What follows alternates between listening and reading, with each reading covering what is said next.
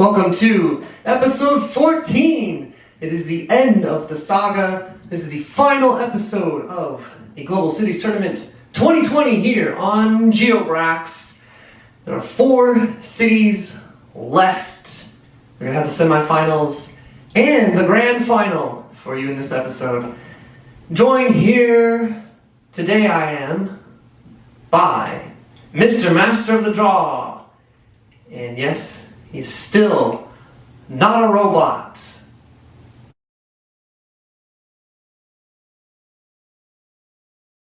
The first semi-final matchup features the champion of quadrant number 1, that is number 17 overall, seed Seoul, South Korea. They are facing the champion of quadrant number 2. They'll be the number 5 overall seed, Beijing, China. What's the first category, please? Best flag. This one's a city flag. This one is not a city flag. Beijing does not have a city flag. This is actually the seal of the Ming Dynasty, chosen because the Ming Dynasty were the ones that made Beijing their capital city. But we're going to have to pick between these two. I much prefer the stylized person with the left arm turning into a blue torso and the green arm on its own. I think it's more stylish, and it is a flag, and it is a 1-0 lead for Seoul, South Korea. Second category, Mr. Master of the Draw. Traffic index. We're looking at the traffic indices here. In Seoul, it is 157.69. In Beijing, it is higher. It is 192.49, which means Seoul takes a 2-0 lead. They appear to be unstoppable in this tournament. Third category, please. Purchasing power. The argument that Seoul is unstoppable has yet to be refuted. Purchasing power for those living in Seoul is 50.5% higher than those living in Beijing. They're up 3-0. They just swept Istanbul in the quarterfinals. They swept in the previous round New York City. They're going to sweep Beijing. Best skyline. These skylines are very close in rating. In Beijing, you have the China Zoom Tower, finished in 2018 as the focal point. In Seoul, you have the Lotte World Tower, finished in 2017 as the focal point. You have the really awesome CCTV building out in Beijing, whereas Seoul doesn't truly have a companion building to make the skyline look spectacular. However, Seoul has a couple of mountains in the background. Mountains might be a stretch, but very tall hills with nice tall spires, and that really blends in with the Lotte Tower in the foreground. And for that reason, Seoul, another sweep, 3rd in a row. Welcome to the grand final. It is time for the highly anticipated second semi-final. It features the cardiac city. This will be 5 straight rounds in which number 27 overall seed Dubai, United Arab Emirates, has gone to the maximum number of categories, still in the tournament. And they're facing off against the champion of the 4th quadrant, that is the number 2 overall seed, London, England. And yes, they were pushed to a panel discussion in the previous round. So both of them have been to the brink and survived. So what's the first category going to be in this semifinal? Crime index. It's a fantastic draw for the city of Dubai. Perhaps the lowest possible crime index of 16.34. London, England has a rather high crime index, 53.13. That's a blowout. Dubai in the 1-0 lead. Who's going to take the second category? Highest elevation. London, England is not the type of city that's looking forward to too many of the natural characteristics, topography, weather categories, but in this category, 11 meters wins, because the highest elevation of Dubai is only 3 meters, so London sneaking a cheap category win there. It's tied 1-1. Third category, please. International visitors. These are two of the most visited cities by international visitors. 15.9 million per year is actually the losing number. That's how many people are coming out here. 19.2 million international visitors per year to London, and that means they're up 2-1, and that means we're going to the fourth category.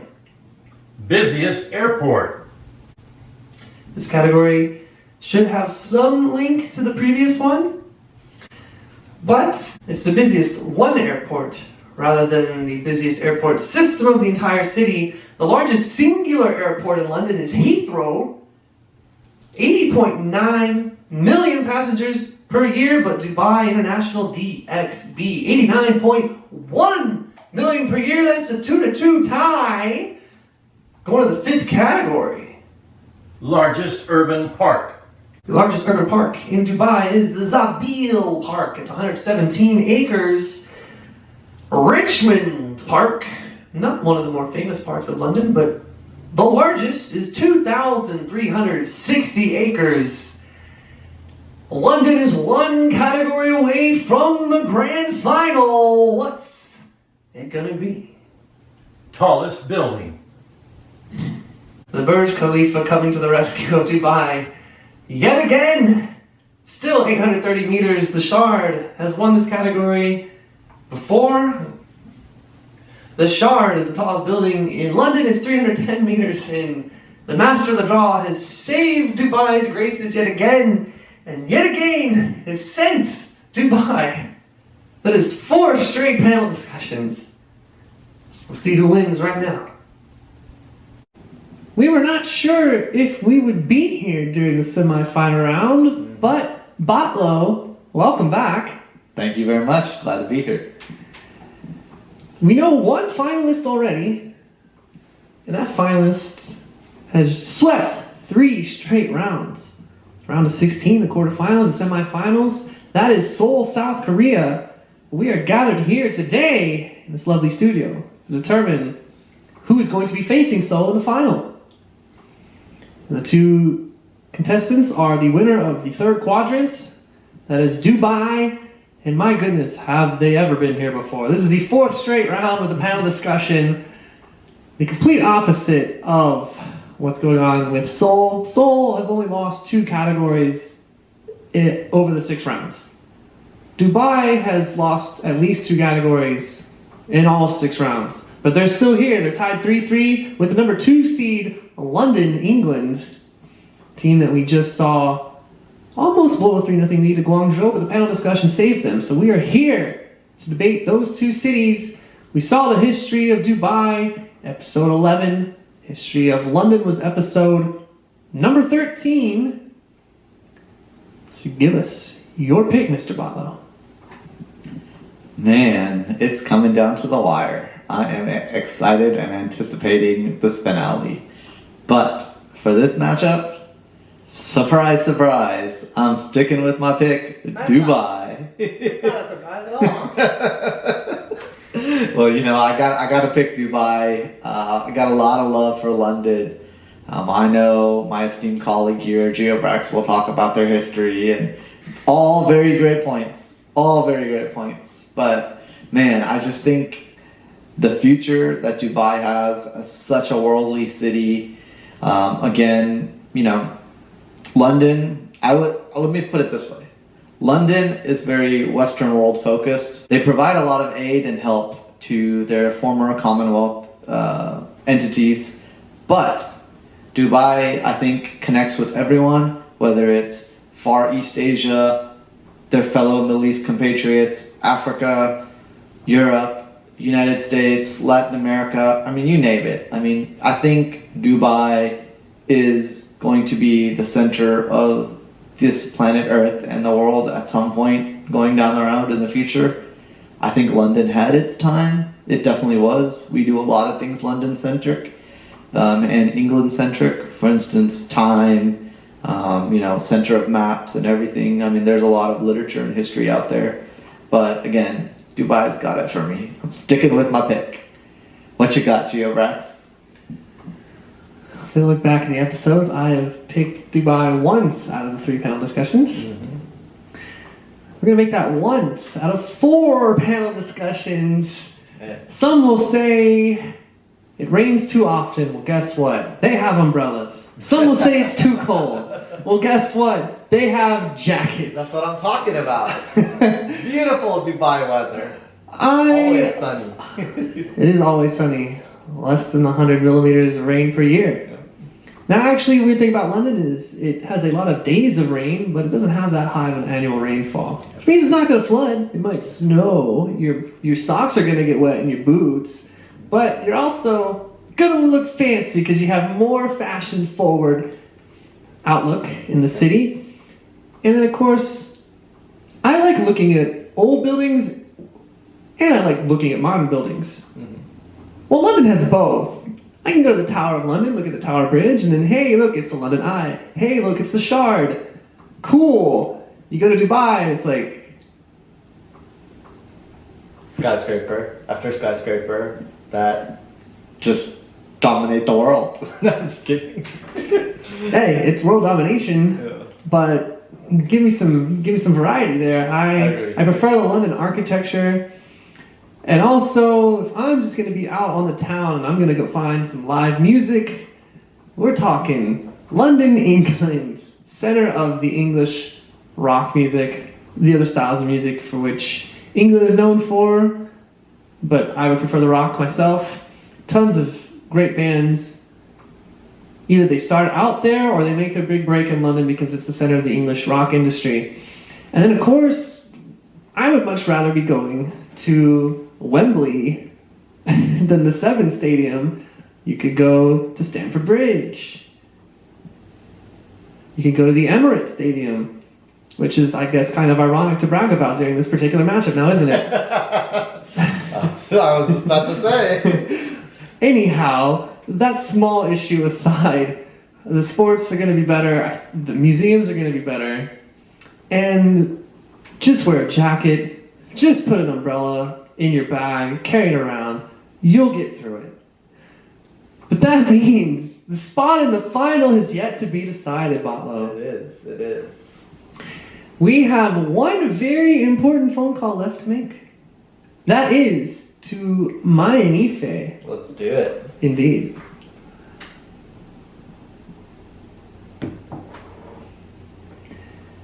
On the final ring before the final. Here it comes. Well, look, in order to defeat Dubai, you need to be a serious competitor. You need to be a city that has a lot to offer as far as greenery and scenery. You need to have a lot to offer as far as sights to see, places to relax, entertainment as well as far as different sports teams or what have you. And Dubai has met its match in London. London is the superior city for many reasons. While it doesn't have better weather, according to many, it definitely has more entertainment. It has more diversity as far as the city itself. It is the New York City of Europe, possibly even better than New York City. And so, London is the clear winner in this one. Okay then. Mayan Ife had picked him 3 straight times, but he did not pick them 4 straight. Oh my gosh. Can you believe Mayan Ife turncoat against Dubai?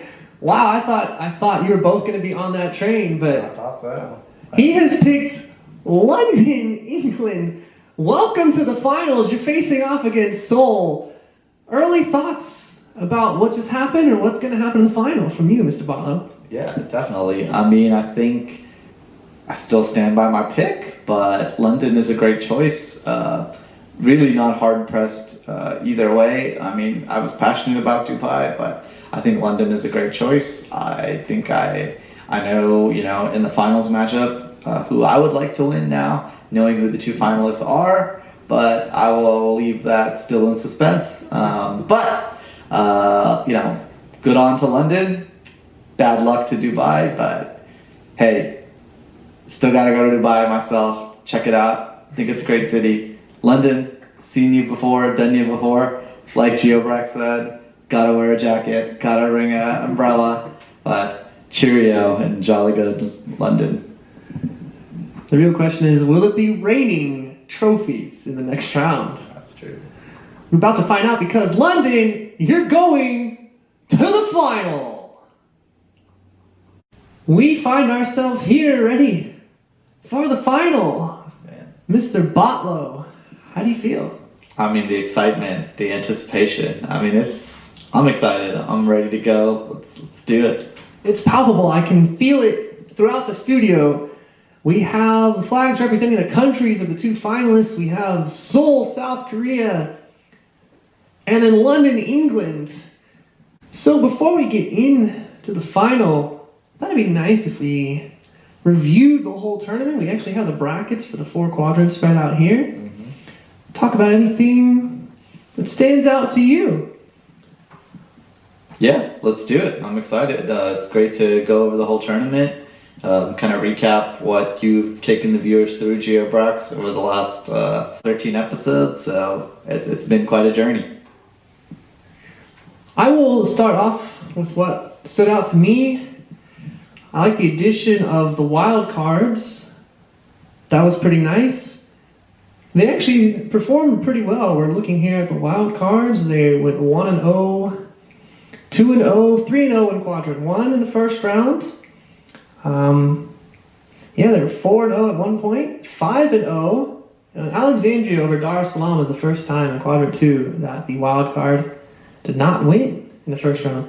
Oh, excuse me, I miscounted. It was 4-0 in quadrant 1. So through the first half of the first round, the wild cards, they were, however math works, 6-1. Yeah. 6-1. We look at the back half, 6-2, 6-3, 6-4. 7-4, 7-5, 7-6, 7-7, 8-7, 8-8, 9-8, 10-8, 11-8. So actually, my wild card picks defeated a majority of the time the cities that were originally on the list. So that showed a little bit that perhaps Kearney, come to me, let me help you with your list in the future. Now, that being said, no cities, none of those 38 cities that participated in the first round even made it to the 4th round. So the heavyweights did mostly come through. Something else that stood out to me from the second round, the Chinese dominance. They went 10-2 in the second round, and that's not counting Hong Kong as a Chinese city. If you do that, you also take Taipei, then they went 11-3. I think we can all, you can agree to disagree, but the growing emergence and the superpower to be that China is, or currently already will be, or is currently already, just can't be denied. I mean, those cities are and will be some of the mega cities of the future. Indeed, China really showing out that the power is already there, even though we might not have known the names of cities like Hangzhou. Hangzhou made it deep in this tournament. I don't think anyone expected them to be facing off in, looks like the 4th round it was. They defeated Washington, D.C. in the second round. That was a pretty big shocker. I was just looking here at the bracket. New York City got pushed hard in the second round, against Amman. Survived it. But truly, Seoul was the story of the first quadrant. Seoul and Istanbul, because Istanbul had 2 panel discussions, but look at Seoul. Look at this. They've only lost 2 categories. They were up 1-0 the second round against Manchester, they won at 3-1. 3-0 sweep on Seattle. They were up 1-0 on Madrid, 4th round, 1-1. They win 4-1. They beat New York City 4-0. They beat Istanbul 4-0. In the semifinal, they beat Beijing 4-0. It's domination. I mean, it's tough for me to speak to. I've never been to Seoul, but that's what this tournament does. Now I have a burning desire to travel once it's safe. Please everyone be safe with y'all's travels and with your health. But once it's possible, I would love to go and explore not only that city but that country. It's a beautiful place, from what I hear and from others' travels. And for what this tournament is showing us, it's a global city on the highest level. I think that was a story from Quadrant 1. it was just Seoul domination, and Istanbul pushing through. Auckland, surprised to see them make it all the way to the third round. But really, I guess the shocking part, nothing that shocking truly in Quadrant 1. Just Seoul's domination. Didn't expect Seoul to get through a bracket with Madrid, New York City, Istanbul, Amsterdam, and Hong Kong. Credit to them, they're the final. They got through Beijing. Yeah. So moving on to quadrant number 2. This was the quadrant that featured Paris, Beijing as the 2 highest seeds, and they ended up meeting in the quarterfinals. So was it shock all the way through?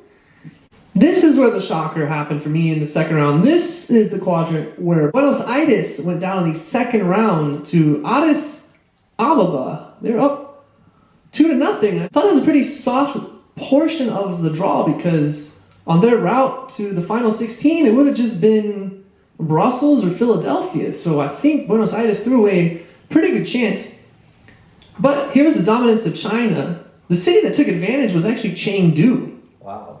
And you look, Chengdu, they took out Brussels, fine. Brussels, a little bit overrated because it has the government power. These small cities with the C's, like Miami, like Washington, D.C., like Zurich, you're seated under Kearney, but you're not going to win a global cities tournament, in my opinion. But they still got the C's based on the rankings. But Chengdu taking out Delhi, taking out Philadelphia on the way there. So that was surprising to me.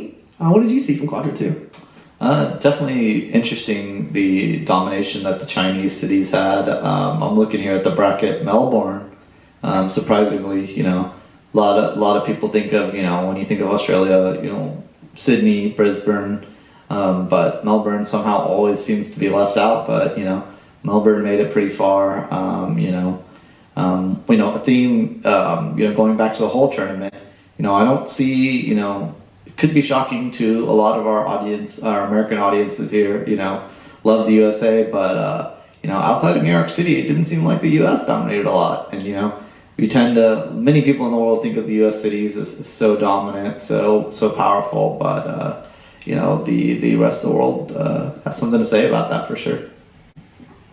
In fact, we look by the round of 16, New York City was the only one left. Los Angeles, yet another victim of Dubai in the first panel discussion that Dubai faced. Yeah.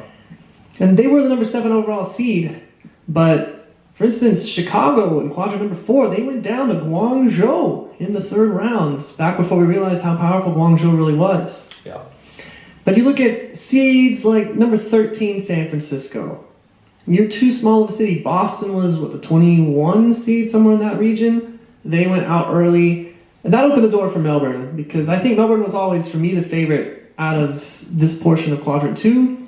And they got Xi'an, but they got through a Chinese city, which apparently is tough to do. It is. And we look at Paris's road. There's some big names. Paris did not have an easy route at all. I mean, look, the second round is Abu Dhabi.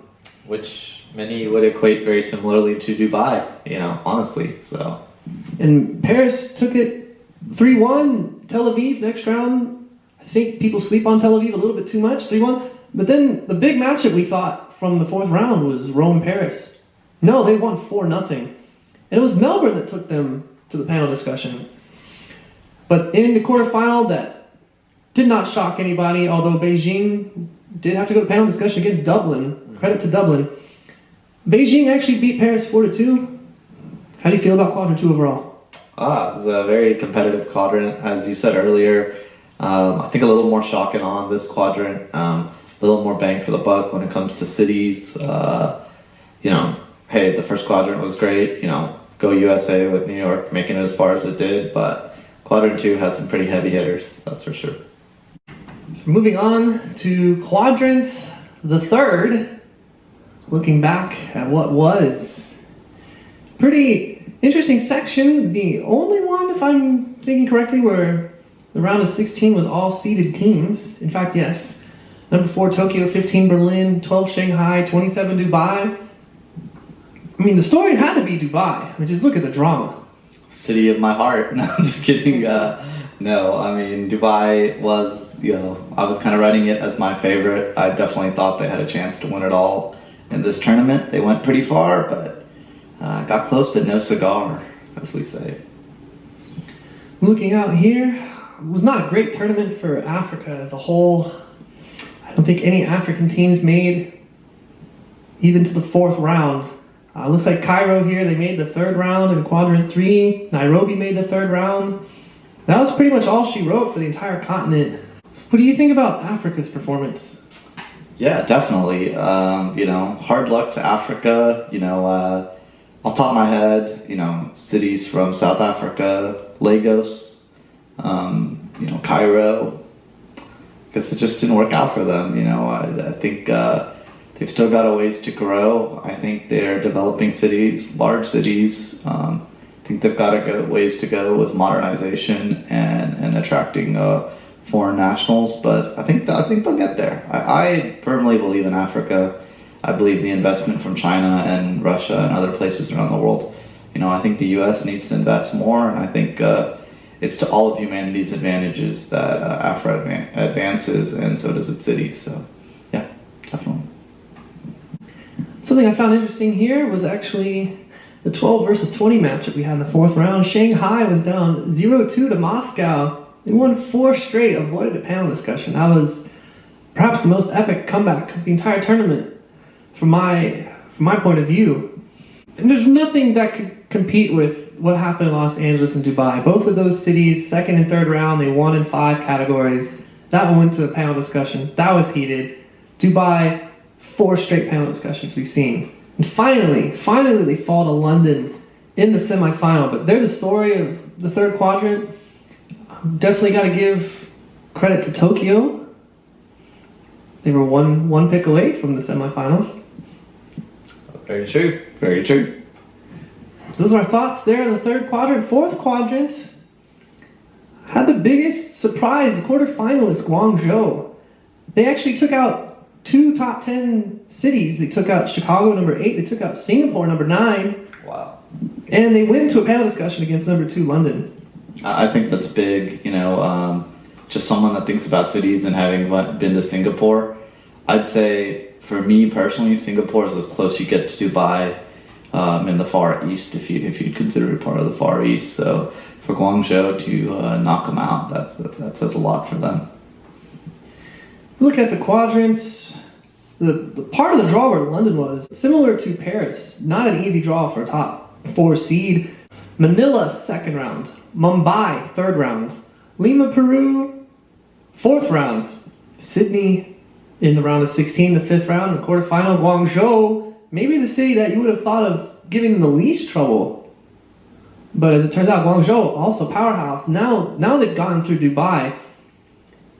And so they haven't had to face any other city in the top 10. Sydney was number 11. Seoul's going to be number 17, but certainly not a soft draw. Yeah, no doubt about it. I think, this was, if not one of the hardest brackets to get through. Cities like Mumbai, Singapore, Cape Town, Sydney, Lahore, Dammam, Frankfurt, Kolkata was in this. Quadrant 4 was a beast. Talk about a group of death, a quadrant of death. That's Q4 for sure.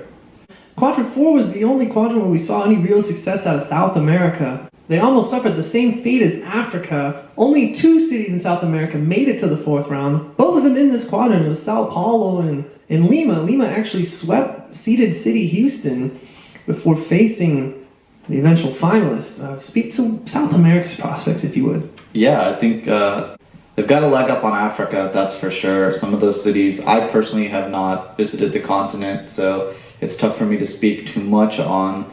But from what I've heard, and family members have traveled to cities like Buenos Aires, Medellin, the cities of Brazil, Sao Paulo, Rio de Janeiro, Lima, they're definitely growing urban centers. They're modern, and they will be part of this next generation of this planet and its urbanization. That's for sure. So going into the tournament, I think a lot of folks would have expected North American cities to do well, including in Canada. Perhaps not so much the Mexican cities, as they're still in a development, becoming more impactful on a world stage. But Canadian cities did not really do much. Montreal, they did have a tough second round against Rio de Janeiro, but you would expect Montreal in the modern times to probably get through Rome, and they did not. Toronto did not go deep. Don't remember if Vancouver was in the tournament. That's how little. Calgary was not in the tournament, but Vancouver is in the tournament. That's how forgettable their appearance was. They got swept by Ho Chi Minh City. But North America didn't really come with it. They only had one city in the final 16, whereas Asia, depending on how you look at Istanbul, either 9 or 10 cities for Asia. I guess we thought Europe probably, with the number of seeded cities they had, would have done more of a performance, but round of 16 it was Berlin, London, Paris. So that's, and maybe Istanbul. So that's 3.5 for Europe, 9.5 for Asia, 1 for North America, and then Oceania, Australia, 2 out of 16. Australia outperformed the entire continent of North America. What do you attribute this to? I just think that, in Europe, similar to what I've explained in other tiebreakers, is the fact that the cities mentioned there were all global players. Europe does have a lot of cities, so does the U.S., but when you think of cities in both the U.S. and the continental Europe, some of them are very inward-looking, just like the argument was made for the China cities. To me, you bracket cities 2 ways. There's a city that really embraces the world and different cultures, and there are cities that are important to its nation and its own. And I think that was some of the things. And speaking to the Oceania dominance, well, when you look at it from that perspective, like those cities, are very embracing to the cultures from around the world, and very welcoming, opening, and sharing their culture and embracing others. So, I think, to me, that's a key characteristic, and that's a lot of reasons why I ran with Dubai. But that's what one of the big factors for me that makes a city a global city. Yes, all 4 Oceania cities, including the wildcard Auckland, they all made it to the 3rd round. Perth lost in 5 to number 7 overall seed in the 3rd round. And you look, Melbourne and Sydney both made the 5th round. They lost to number 3 Paris in the panel discussion. Sydney lost to number 2 London in 6 categories. Great performance overall from Oceania. Before we kick this back to Master the Draw, however, we should go ahead and talk about Seoul. They've made it to the final without a panel discussion, which is good for them. It's less stress. Yep. But we haven't gotten to hear about the history, and since they have about a 50% chance of winning it all, we should talk about it. The settlements around the Han River date back 6 millennia. But Seoul was founded in 18 BCE by the Baekje people. They were one of the 3 kingdoms of Korea. It was known as Wiryeseong at the time. Now control passed between all 3 of those kingdoms. It went to the Goguryeo and then to the Silla over the centuries. But it was only when the Goryeo kingdom united all 3, and they lasted from 918 to 1392, that they built their summer palaces in the 1000s in Seoul. And that's when the city really began to grow. The successors to the Goryeo, the Joseon, they moved the capital to Seoul, and the Gyeongbok Palace served as the royal residence beginning in 1395 at the start of the Joseon dynasty. Now the city was only open to foreigners in the late 1800s. In 1887, it was the first city in East Asia to have electricity in the royal palace. By 1899, they already had a streetcar service, and by 1900, electrical street lights were in place. But didn't last that long, because by 1910, the Japanese had already annexed all of Korea. This did allow for the en masse importation of Japanese technology.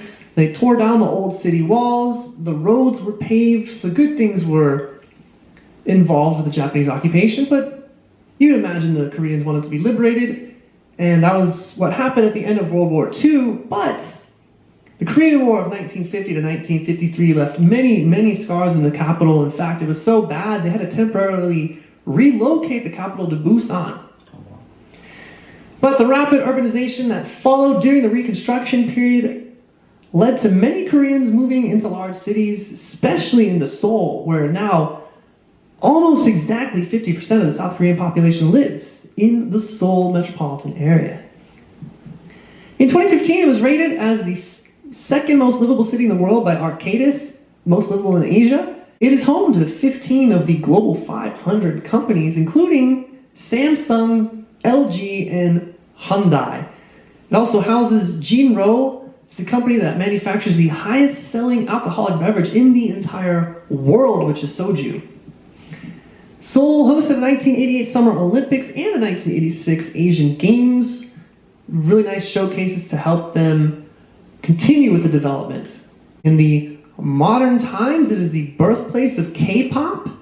It's the home of the modern Korean wave with the exportation of Korean dramas, Korean film, Korean cuisine around the world. They're really doing it big in Seoul. Yeah. As of recent times, it has perhaps the world's highest level of fiber optic broadband penetration, and it has the highest global average internet speeds in the world. They have free Wi-Fi in pretty much all their public parks, and the world's fourth largest building, the Lotte World Tower, opened in 2017. And Seoul is home to 5 UNESCO World Heritage Sites: the Cheongdeok Palace, the Hwaseong Fortress, the Jeongmyo Shrine, the Nanhan Sanseong, and the royal tombs of the Joseon Dynasty. So let's see what they're going to do against London. We finally made it to the grand final. For that reason and that reason alone, we're wearing a jersey with gold on the patch. You all saw the panel discussion. You've heard about the tournament recap just now. But now we need Mr. Master of the Draw to let us know how the matchup of number 17, Seoul, South Korea, the most dominant force in this tournament, versus number 2 seed London, England, is going to begin. First category of the final.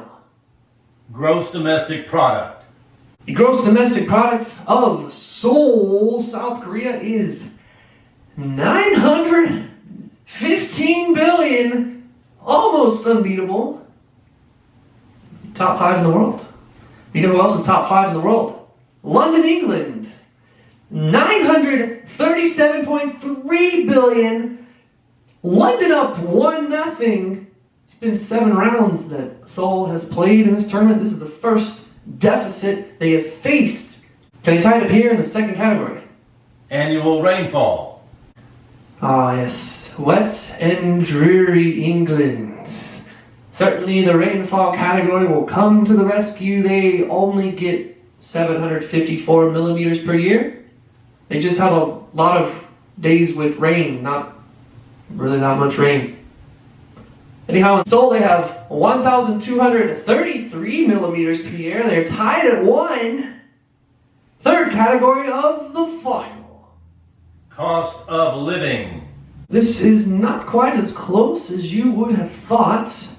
$4,900 worth of goods in London would have cost you $3,496 in the Seoul. That's a 2-1 lead to the South Korean capital. Can London pull it back? Fourth category of the final. Largest stadium. Largest stadium in Seoul, South Korea is the Seoul Olympic Stadium at 69,950. But the new Wembley Stadium coming to the rescue yet again for London. 90,000. The final is tied at 2.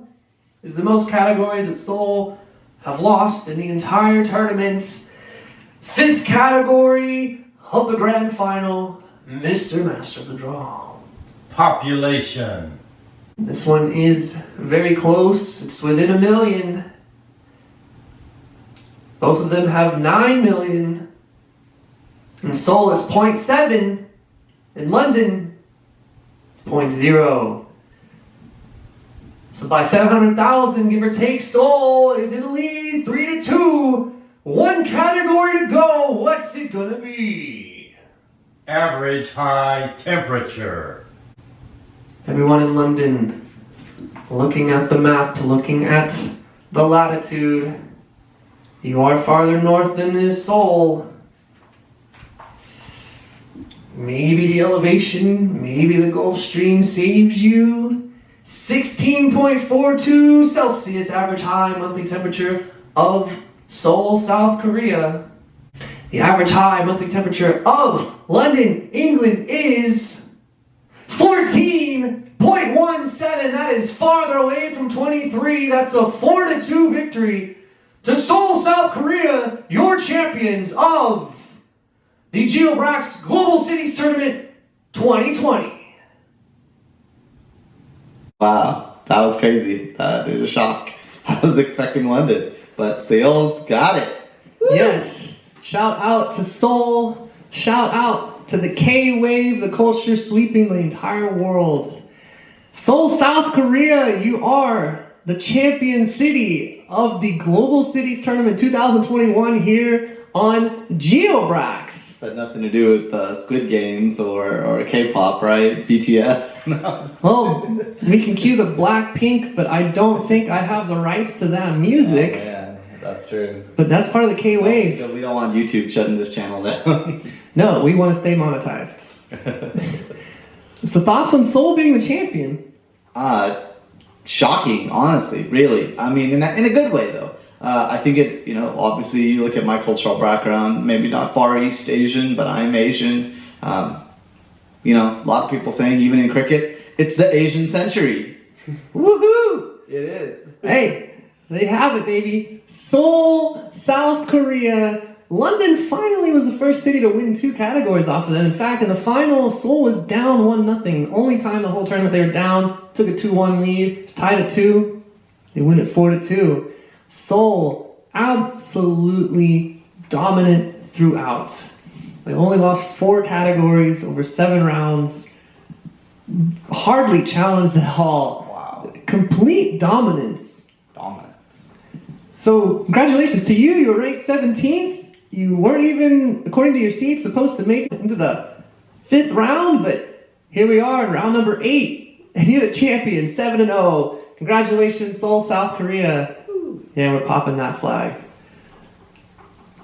Thank you guys for tuning in over the weeks. On behalf of myself, the Master of the Draw, Mayanithe, and Botlo. Yes, thank you guys so much. Hit that like and subscribe button, and let's get those views up. And I'll also, out of order from what I usually do, we're going to put the Discord link at the bottom too.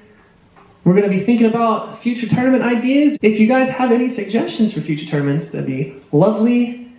Thank you all for tuning in. And as he said, please subscribe. Yeah, like, subscribe. Don't forget to comment below your thoughts.